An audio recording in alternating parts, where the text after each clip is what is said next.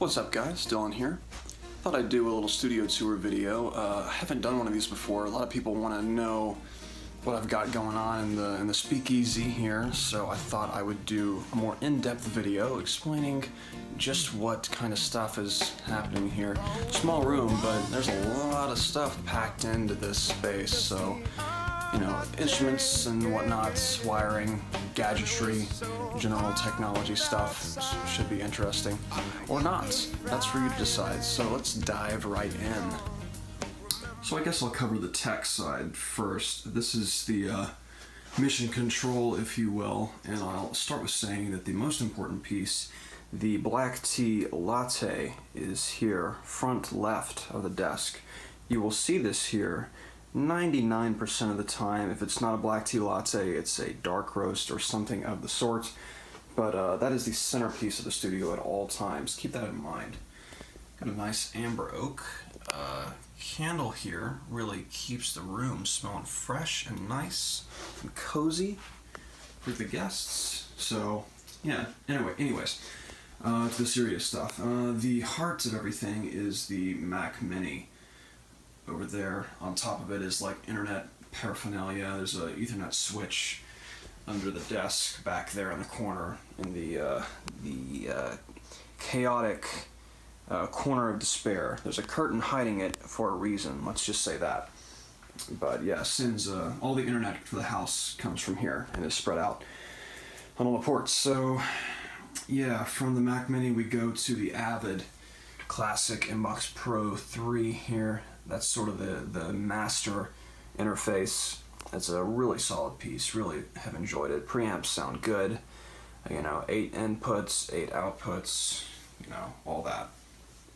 My slave interface slash controller for Pro Tools is the M-Audio Project Mix IO, seen here.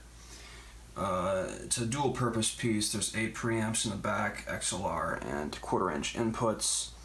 All have preamps, of course, and then the controller part, which is this side up front. So I've got it set, it's a Firewire set up, and then when I pull up Pro Tools, all these faders correspond to the tracks in Pro Tools as I lay that out. So yeah, it makes it feel a lot more like an analog mixing setup, which I obviously don't have room in here to do that, being a small office space, but yeah, anyways, I should mention the keyboard and mouse. It's Razer stuff. I love that.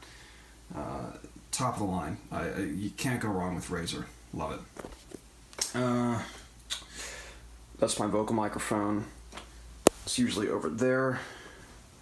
Vocal microphone stand, but that's obviously not the case right now. When I play Xbox and stuff online with buddies, you know, I just have it sitting there for that. But that's a little off track. Side chain piece here, that's a headphone amplifier, it's a Behringer. I've got my 2 headphone outputs set up on the back of the Avid here, and they are powered by this guy. And then I've got a SIN that comes under everything and ends up under my the obligatory musician cable bag here. So there's a pile of stuff under there. I can patch in headphones, dial in mixes, all the good stuff. Headphones, AKG, K240 Gold, classic. It's old, but they work. They're great.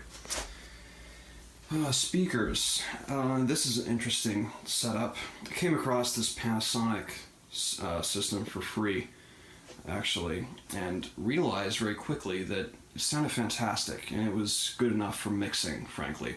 There's a sub underneath. Pretty powerful system. I've mixed tons of stuff on these and never had any problems. You know, it's just a solid setup. I love it.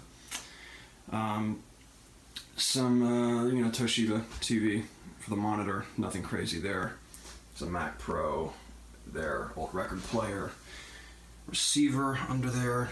All my Altoids cans, very critical to the operation here, obviously. Xbox One S, there's a Nintendo Switch back there hiding, docked away.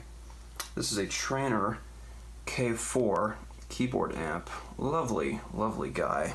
Perfect little practice amp for the studio here.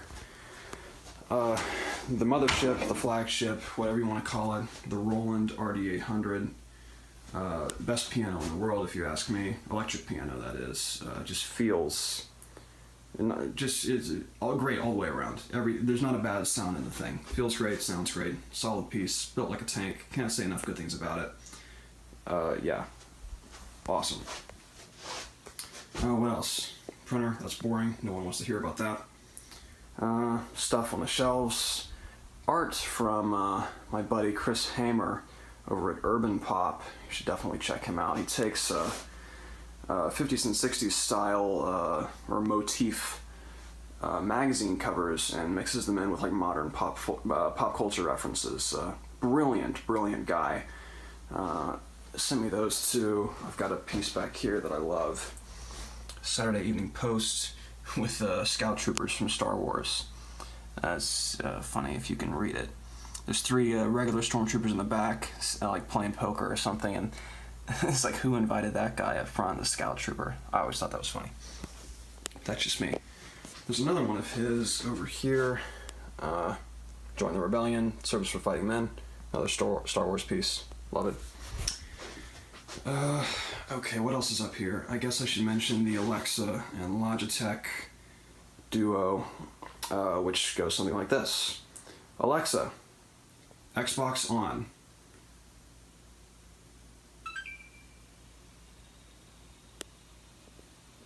So I've got a skill set up in Alexa with the Logitech Harmony Hub here that will send some program change codes to the TV, changes the input on the receiver here, and then I've got optical out on the Xbox, so all that's ready to go at voice command, which is great. You can see Forza's Motorsport 6 there.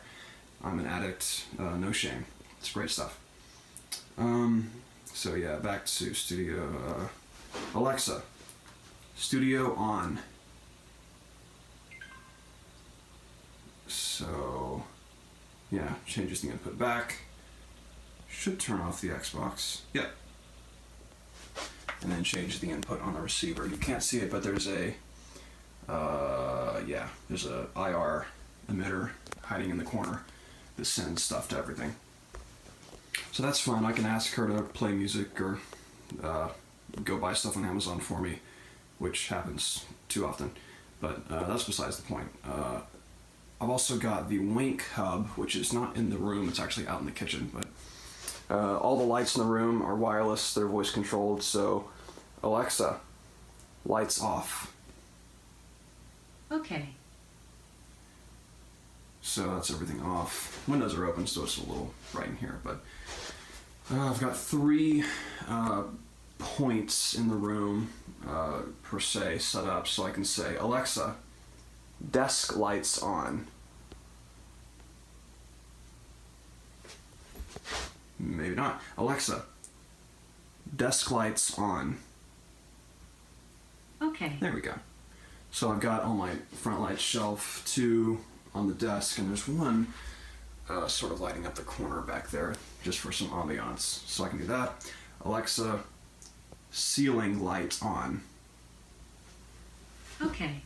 That turns on the ceiling, and then I say, Alexa, rear lights on. Okay. And then both of the lampposts in the corner will come on. Should mention this lovely cherry piece. My dear friend Frank Matthews in Woodbury gave this to me. He said, Dylan, you work with wood. I bet you could do something cool with this. So I did. And it surprised me. This is just gorgeous. You can kind of see the flame content here, but